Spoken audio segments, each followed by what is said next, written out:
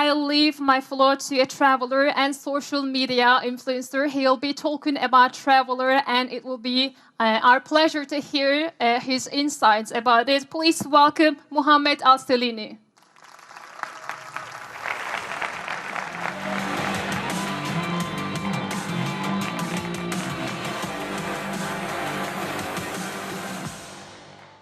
Hello, everyone. It's a pleasure to be with you here today. Thank you for coming. My name is Muhammad Al-Salini. 8 years ago, I have graduated civil engineering, master's degree actually in construction management. And I would like to share with you some of my favorite projects since then. In here, you see me in a tuk-tuk, known as rickshaw in Sri Lanka. I wasn't riding, I was driving actually.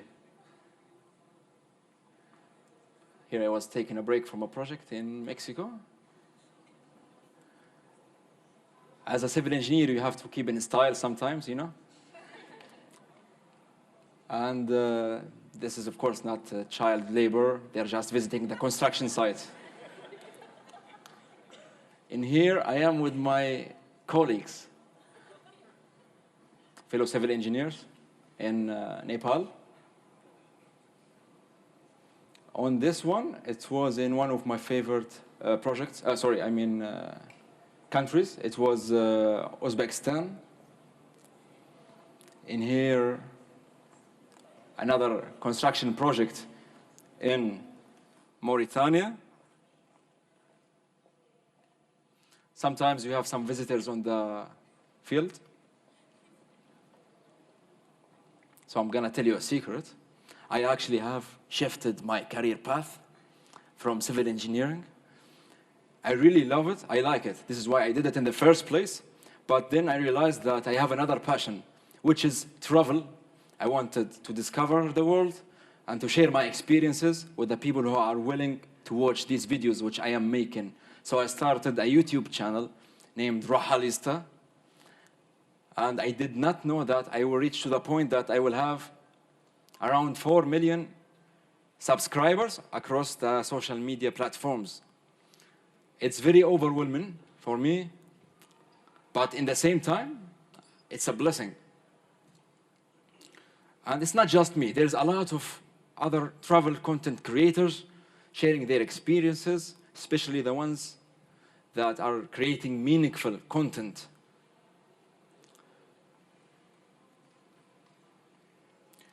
As today we are talking about travel, I want to ask you something. How many of you are using Google Maps when they want to select a restaurant for food? I'm also guilty of this. Today, such applications like Google Maps, for example, they influence our decision, where to eat, where to go out, to hang out with our friends. That's insane. Also, we have couch surfing. On the other hand, while you travel, you can use such a platform from your phone to connect with locals. It connects locals with travelers, so you can have a local experience that 30 years ago, this was not possible to do it in such an easy and smooth way. And it's for free. Also, we have Airbnb experiences. To have a paid experience, which is beyond, sometimes it's beyond what the tourist attractions offers you. For example, you can have, if you are traveling in India, let's say, you can have an experience with locals. They can explain something like cremation to you in their holiest city, Varanasi.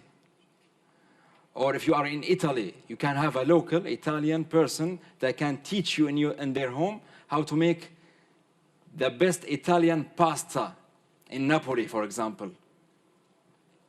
Or if you are traveling in Athena, you can use this app, Airbnb Experiences, to have a local that takes you to all these nice hidden gems, which they are not on the tourist radar usually.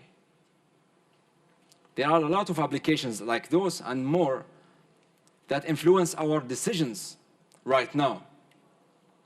But we will have more in the future, this is for sure. I want to ask you a question. I'm going to show you two photos of two different practices that tourists do usually when they travel. It's animal related. And I want to ask you, which one of these do you think is harmful to the animal? The first one is elephant back riding. It's usually available in Asia. And this one is swimming with whale sharks. Think for a second, which one do you think is harmful to the animal? First? I'm hearing more saying first. Actually, it's both. The second one, which doesn't look very harmful to the animal, maybe to the person if it's a dangerous whale, but actually it's harmful because in order for the whale shark to come to you as a traveler in the sea, the agency provider, they are feeding them, they are making them used to be fed, and when they swim with you, they get treated with this food. So it changes their natural behavior and get them used to be fed, which is, they are not meant to be like this. While for the elephant, it's worse, because these elephants, in order for them to be willing to take tourists on their backs, they go through a process of torturing, or they call it training, which actually breaks their souls for them in order to be willing to take you on their back. And they cannot recover from that. Also, it hurts their spines. Yeah, the elephant looks like a big animal, but it's not meant to take passengers on their back. In 2017, when I went to Thailand, actually, I was really excited to have an experience with elephants. And when I was looking what's available, I found that I can have this ride on the back of an elephant.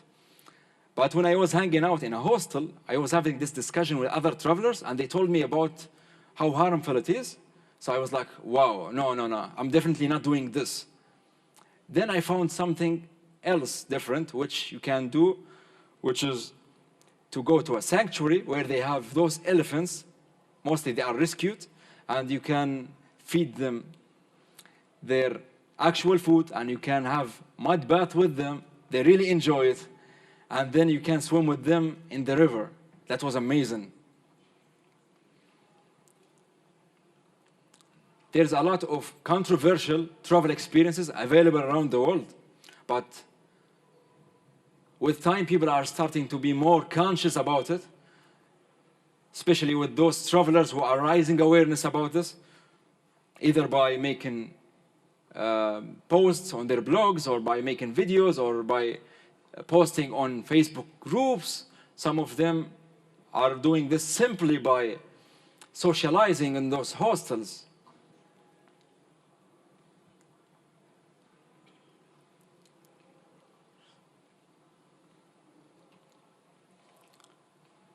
The travel industry is evolving very fast. Each day we have more access to more information, more knowledge, and more technology, of course. Speaking on technology, we can't don't speak about the AI, the artificial intelligence, and what it's going to bring to us in the travel industry.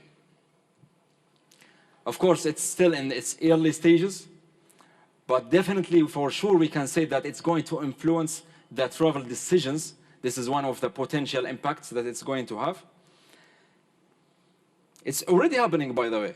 Right now, there are a lot of apps which they started to influence the traveler decisions, where you can decide where to go based on your interests and other criteria. But it's not that good yet. It's in its early stages. In the future, it will definitely have a bigger role. Me personally, I don't like to plan every time. Sometimes I like to, let's say, as they say, like to go with the flow. Sometimes most of my best travel experiences were unplanned, and it was when I went off my plan. For example, when I wanted to go to Georgia in 2018, my visa got refused.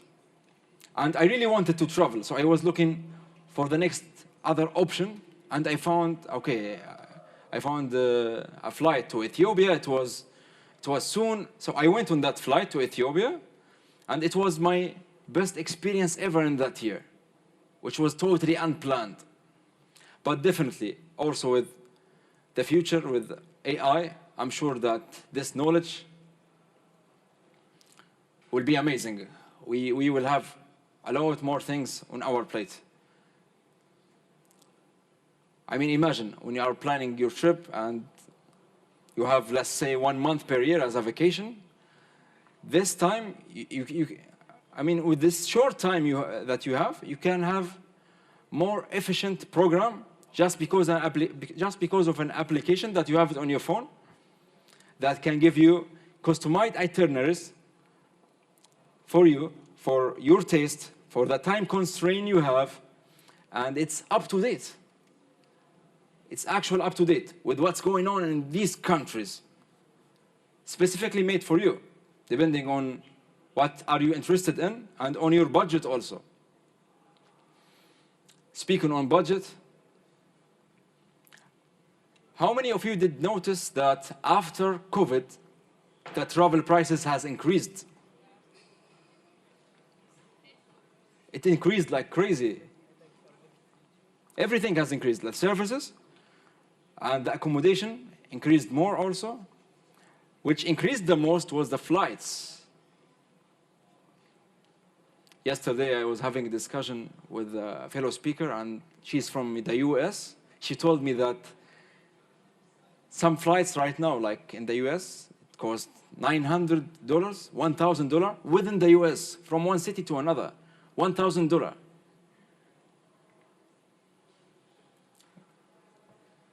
Travel right now is the most expensive, as it never was like this before in its history.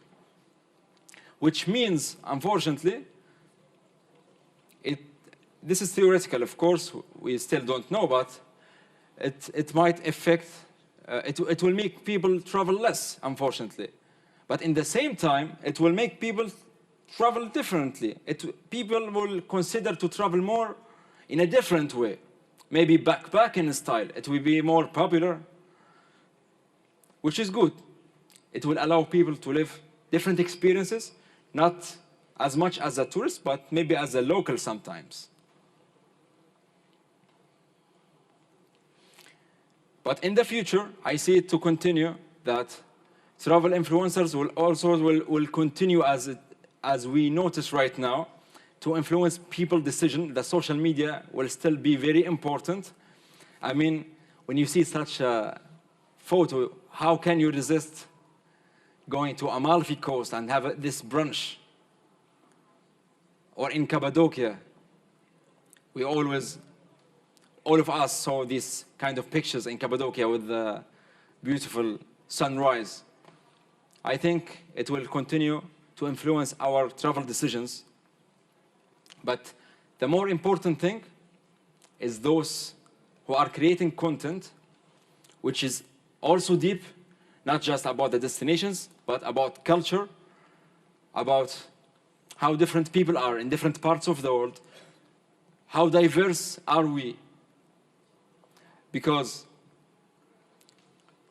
such content promotes positivity, and I think the things that we suffer from around the world, such as the hate speech, such as the negativity, always comes from ignorance. Because the more we know each other, the more you know the other side, the more you will be tolerant, the more that will peace be around the world. Thank you so much. Yeah.